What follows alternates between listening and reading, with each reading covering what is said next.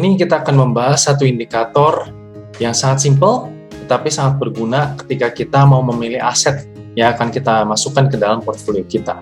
Namanya adalah maximum drawdown. Maximum drawdown adalah maximum observed loss from peak to trough of a portfolio before a new peak is attained. Pada intinya ini adalah kita ingin mengukur dari titik tertinggi ketika dia turun ke titik terendah, berapa persen penurunannya. Ya, jadi contohnya adalah di sini peak atau yang topnya atau yang puncaknya, dan di sini adalah trough atau bottomnya. Nah, biasanya kita akan mengukur penurunannya berapa persen. Dan nomor 2, kita akan pengen tahu juga bahwa dia penurunan sekian persen itu terjadi dalam berapa hari. Nah, ini juga penting ya, untuk kita tahu penurunannya ini terjadi dalam berapa hari, atau berapa minggu, atau berapa bulan. Itu penting untuk menentukan juga tingkat risikonya. Jadi maximum drawdown adalah sebuah indikator yang digunakan untuk mengukur, ya, membandingkan relative riskiness satu aset dibandingkan dengan aset yang lain. Dengan return yang sama, yang mana yang risikonya lebih besar, ya. Jadi ini dari perspektif risiko. Nah, ini juga akan berguna untuk kita semua sebagai investor yang mementingkan yang namanya capital preservation. Karena investasi bukan cuma soal making money, bukan cuma soal milih aset yang return-nya paling tinggi, lalu kita cemplungin semua ke situ, karena biasanya yang return-nya sangat tinggi, biasanya resikonya juga sangat tinggi. Ya, jadi tentu saja dalam menginvestasikan uang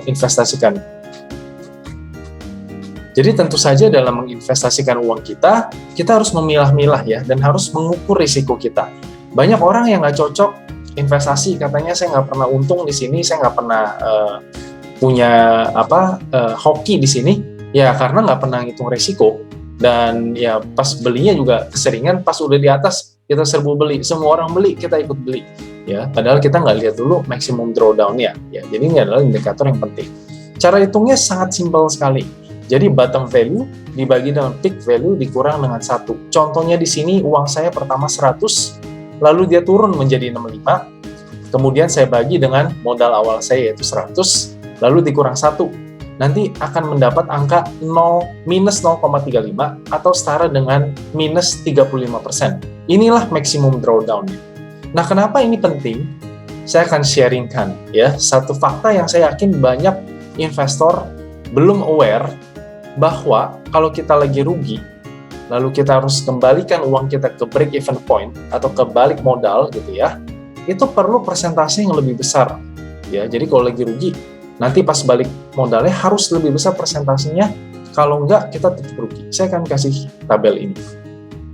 Kalau kita rugi 10%, besoknya kita harus naik 11% cuman untuk uang kita balik modal.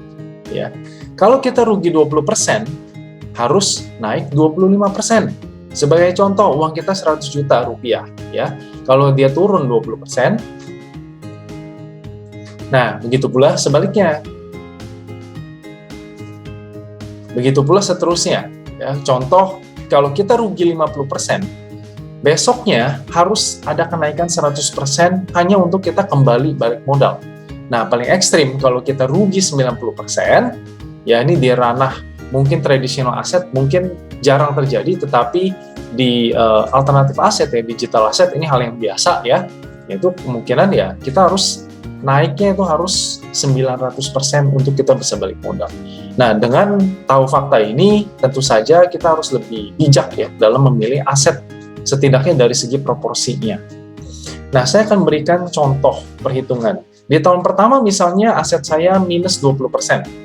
Berarti dari 100 dikali 1 min 0,2 atau 100% dikurang 20%. Berarti uang saya sekarang ada 80. Berarti minusnya 20% dari modal awal atau initial investment saya. Di tahun kedua, saya untung 20%. Nah, di otak saya akan berpikir uang saya sudah kembali. Tapi kalau kita hitung 80 dikali 1 ditambah 0,2 atau 100% ditambah 20%, angkanya itu baru 96. Jadi sebenarnya saya masih minus 4% dari principal ya, atau dari initial investment saya.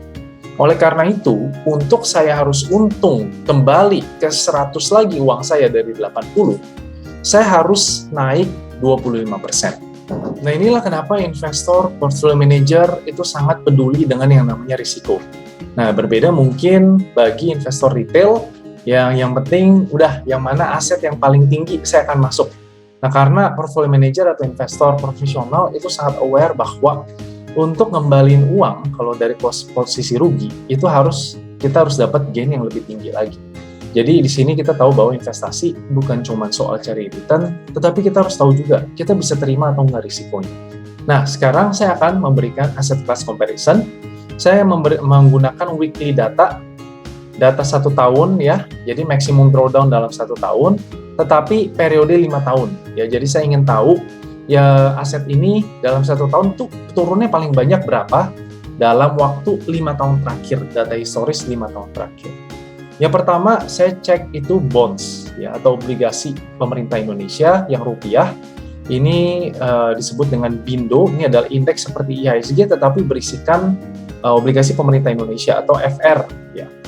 Nah, di sini dalam 5 tahun terakhir maximum drawdown setahun yang paling besar itu ada di 21 Februari sampai 10 April. Jadi weekly change ya kalau kita perhatikan ya dari data ini yang saya hitung di Excel, weekly percentage change, jadi pergerakan mingguan ya, standar deviasinya tuh 0,75. Nah, dalam normal distribution itu sekitar 60-an% itu akan terjadi. Ya, jadi bisa dikatakan bahwa dalam 1 minggu 60-an% lebih ya, dia akan kemungkinan naik atau bisa turun 0,75%. Nah, maximum drawdown-nya adalah 7%. Waktu itu ini masa COVID ya. Nah, kemudian 7% terjadi dalam 49 hari. Jadi, itu adalah bottom-nya. Dari titik paling tinggi turun ke paling rendah, setelah itu dia naik lagi, itu membutuhkan 49 hari. Nah, jadi kalau kita minus 7%, kita perlu balik modal, ya kita perlu untung berapa untuk bisa balik modal? Itu 8%. Nah, aset kedua adalah IHSG atau Indeks Harga Saham Gabungan, adalah saham-saham yang ada di Indonesia dalam mata uang rupiah. Nah, maximum drawdown yang saya ambil di sini di setahun terakhir, dari puncaknya di 19 Juli 2019, lalu bottomnya di 20 Maret 2020. Dan di sini maximum drawdown-nya adalah 31%, terjadi dalam 245 hari. Jadi diperlukan 45% untuk balik modal, ya dari minus 31 untuk balik modal harus naik 45%. Weekly percentage change standard deviation itu 2,17, ya, yang berarti hampir 70% daripada normal distribution itu akan terjadi ya antara dia naik atau turun sekitar 2,17%. Jadi dari segi volatilitas ini lebih tinggi daripada bonds atau obligasi atau BINDO. Aset yang terakhir adalah Bitcoin, salah satu cryptocurrency dan ini yang paling terkenal nih, yang paling mula. Nah, waktu itu maximum drawdown yang terakhir ini adalah dari 12 Maret 2021 ini turun ke bottomnya itu di 16 Juli 2021.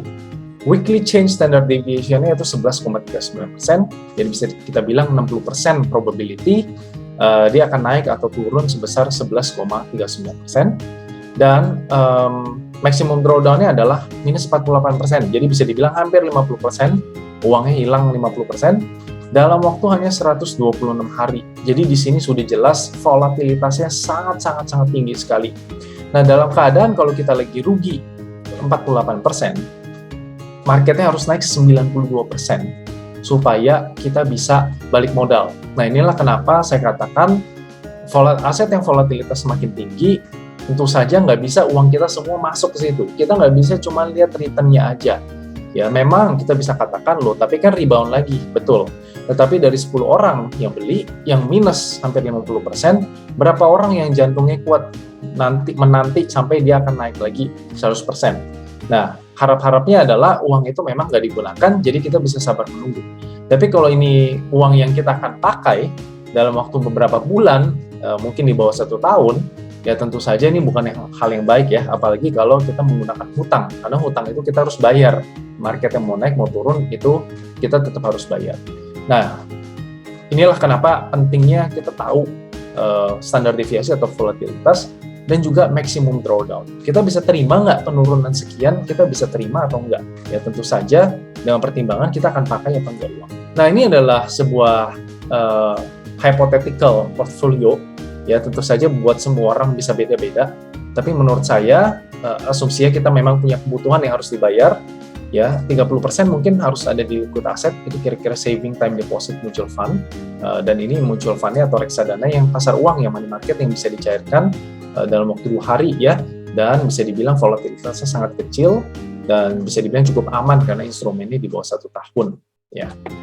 Nah, yang kedua adalah medium risk assets, ini sekitar 50%. Jadi ini ada reksadana atau mutual fund, ada bonds atau obligasi, ada stocks atau saham, ada gold atau emas, dan juga ada properti.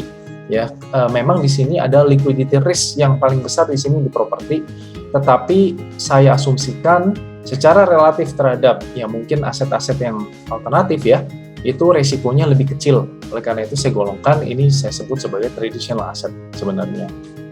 Nah, selanjutnya high risk assets ya, high-nya ini cukup high ya. Jadi ini sekitar 20%. Kalau menurut saya maksimal hanya 20%. Kecuali memang kita berani ambil risiko, kita berani gambling, siapa tahu tiba-tiba besok jadi miliarder, ya bisa juga. Tapi itu semua tergantung dengan profil risiko orang masing-masing. Tapi menurut saya untuk orang normal, ukuran 20% ini sudah cukup besar ya, considering liquidity-nya, volatility-nya, maximum drawdown-nya. Jadi contohnya adalah P2P lending, ya memang ini ada asuransinya, tetapi dengan keadaan ekonomi lagi nggak baik sekarang, pasti banyak orang yang tidak bisa mengembalikan dana. Otomatis kita berpotensi akan di-extend pinjaman kita. Nah di sini ada liquidity risk, ya. Nah lalu futures trading, ya ini termasuk forex, commodity, index. Nah itu basically juga futures ya. Di sini tentu saja kita harus pelajarin yang namanya margin call. Jadi kita harus tahu dulu nih bahwa uang kita bisa hilang 100% dengan kondisi tertentu. Jadi kalau udah minus sekian, kita nggak top up, itu uangnya bisa hilang semua. Harus dipelajari dulu, jangan langsung trading dalam jumlah besar. Ya. Dan juga kripto, ya kripto itu sebulan minus 50-60%, it's very normal gitu ya, biasa aja gitu ya. Nah oleh karena itu jangan sampai uang buat merit, uang buat anak sekolah, uang buat DP rumah, ya uang yang memang kita harus pakai kebutuhan kita, lalu kita masukkan ke sini dengan harapan kita jadi nggak usah bayar, pakai pokoknya cuma dengan bunganya. Menurut saya terlalu resiko. Ya ada resiko yang memang harus kita ambil, ada resiko yang jangan kita ambil karena memang nggak worth it, gitu ya. Jadi uang ini harus dipisah-pisahkan dan angka ini semua akan berbeda-beda buat semua orang portfolio tergantung risk tolerance masing-masing. Demikian, semoga sesi kali ini bisa bermanfaat bagi teman-teman semua di dalam memilih-milih atau memfilter aset mana yang bisa masuk dan berapa persen ke dalam portfolio Anda. Happy investing!